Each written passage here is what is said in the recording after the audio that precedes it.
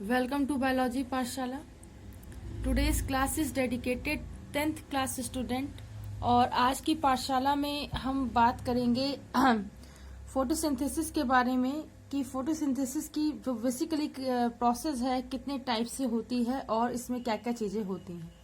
लेकिन पाठशाला को स्टार्ट करने से पहले या बच्चों को कुछ भी समझाने से पहले हम बच्चों को मोटिवेशन मैसेज देते हैं. मेरा मानना है कि लाइफ में मोटिवेशन मैसेज एक रेमेडी की तरीके काम करता है और आज की सीरीज का मोटिवेशन मैसेज कुछ इस तरीके से है कि मेरे प्यारे बच्चों, आप हमेशा निरंतर हिम्मत के साथ हर परिस्थिति का डटकर सामना करें और हमेशा किसी भी हालात से डरे नहीं, हमेशा सामना करते रहें, हमेशा प्रयास करते रहिए और आगे बढ़ते रहिए. अगर हम आज की पाठशाला की बात करें तो हमें आज की पाठशाला में पढ़ना है process in photosynthesis in plant. कैसा इसका प्रोसेस होता है प्लांट में, बेसिकली किस टाइप में होता है, हम ये समझने का प्रयास करेंगे. चलिए समझते हैं. तो फोटोसिंथेसिस का प्रोसेस है वो क्या होता है. देखिए प्रकाश संश्लेषण की संपूर्ण प्रक्रिया जो होती है वो बेसिकली 2 चरणों में डिवाइड होती है. कितने चरणों में डिवाइड होती है? 2 चरणों में डिवाइड होती है. पहली प्रक्रिया सूर्य के प्रकाश से प्राप्त ऊर्जा के द्वारा संपन्न होती है. इसे लाइट रिएक्शन कहते हैं, या इसे फोटोकेमिकल रिएक्शन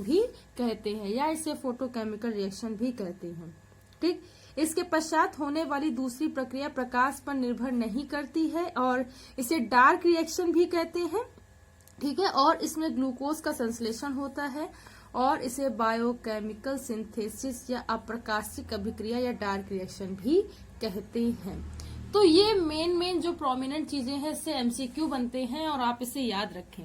आगे देखिए, प्रकाश रासायनिक अभिक्रिया. प्रकाश संश्लेषण के प्रथम चरण में पौधे के हरे भागों की कोशिकाओं में उपस्थित हरित लवक का प्रकाश संश्लेषी हरे रंग का पदार्थ क्लोरोफिल प्रकाश ऊर्जा का अवशोषण करता है, जिसमें क्लोरोफिल के अणु क्या होते हैं? ऊर्जित अथवा उत्तेजित या एनर्जाइड होंगे, एक्साइड होकर के इलेक्ट्रॉनों को क्या करते हैं बच्चों? उत्सर्जन करते हैं. और इस प्रकार निकले ऊर्जावान इलेक्ट्रॉन जो होते हैं वो क्लोरोप्लास्ट में उपस्थित इलेक्ट्रॉन एक्सेप्टर की सहायता से एक एडिनोसिन डाइफॉस्फेट को ऑक्साइड करके या ऑक्सीकृत करके एडिनोसिन ट्राइफॉस्फेट में बदल देते हैं. यानी कि जब एनर्जी, यानी कैसे बनती है एनर्जी? जब बाउंड में इंक्रीजमेंट होता है तो एनर्जी बनती है और डिक्रीजमेंट होता है तो एनर्जी का ब्रेकडाउन होता है. इस परिवर्तन में प्रकाश ऊर्जा का स्थानांतरण होता है. क्या होता है? स्थानांतरण होता है. और इस स्थानांतरण क्या होता है? इलेक्ट्रॉनों के रूप में होता है और इलेक्ट्रॉनों से एडीपी के अणुओं के रूप में होता है. अर्थात ये ऊर्जा एटीपी के अणुओं में संचित होती है. इस क्रिया को निम्नलिखित प्रकार से समझाया जा सकता है. कैसे?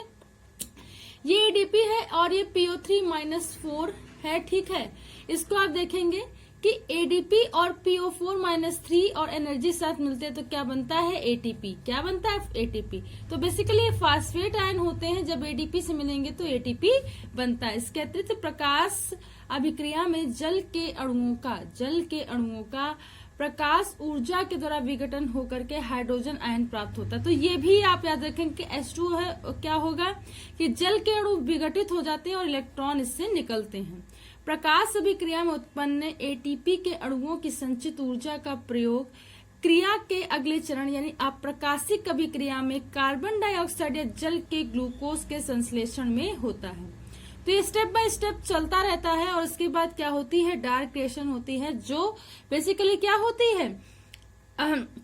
प्रकाश की अनुपस्थिति में होता है. साथ ही साथ इस प्रक्रिया में अवमुक्त hydrogen ion nicotinamide dinucleotide phosphate NADP अणुओं का अपचयन, ठीक, रिडक्शन करके अनऑक्सीकृत NADPH बनाते हैं और इनका उपयोग क्या होता है? अप्रकाशिक अभिक्रिया में होता है.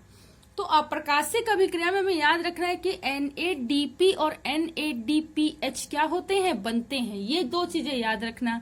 अप्रकाशिक अभिक्रिया कहाँ होती है, प्रकाश की अनुपस्थिति में होती है। अप्रकाशिक अभिक्रिया जैव रासायनिक संश्लेषण अभिक्रिया, ये क्या होता है?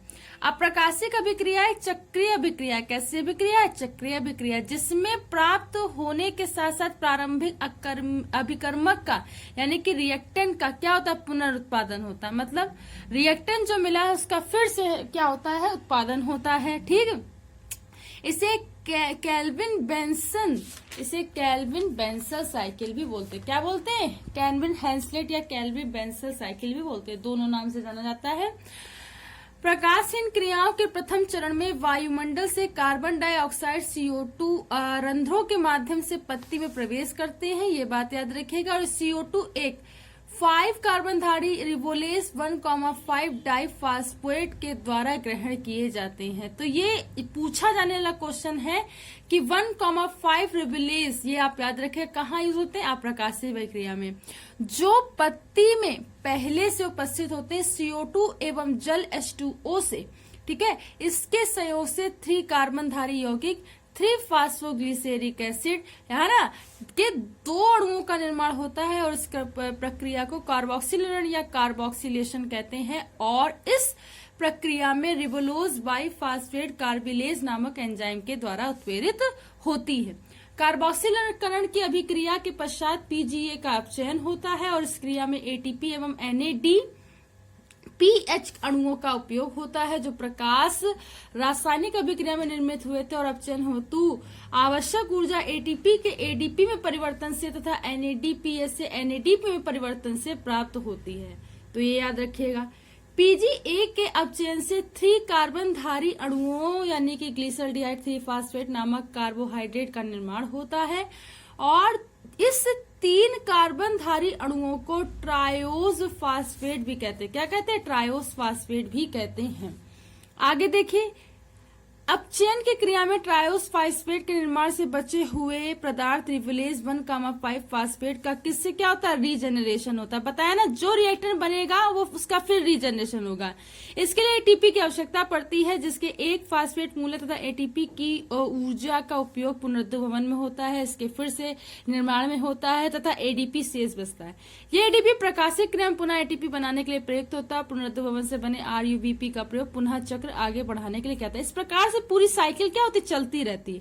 उपयुक्त चक्र में बने ट्राइफॉस्फेट 3 कार्बन को लेते हैं, 2 अणुओं के संयोग से 3 कार्बन यानी कि 6 ग्लूकोज यानी कि ग्लूकोज अणुओं का निर्माण करते हैं। ग्लूकोज अणुओं के परस्पर संयोग से सुक्रोज बनता है और सेलुलोज बनता है, और जो पादप के भोज्य पदार्थों और पादपों संश्लेषित खाद्य पदार्थों और कोशिका भित्ति में सहायक होता है।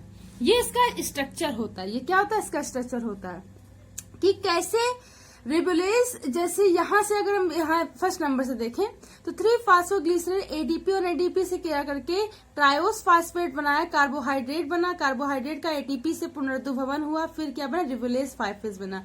इसमें ADP क्या होती है? चेंज होती है और ATP यहाँ का होती है कन्वर्जन होता है, रिबोलेज 5 फास्फेट बनता रहता है, साइकिल चलती रहती है। और इस तरीके से इस पाठशाला का ओवरव्यू है। आई होप मेरे प्यारे बच्चों आज की पाठशाला आपको समझ में आई हो। अगर आज की पाठशाला आपको समझ में आई हो तो इसे ज्यादा से ज्यादा बच्चों तक शेयर कीजिए, सब्सक्राइब कीजिए, लाइक कीजिए।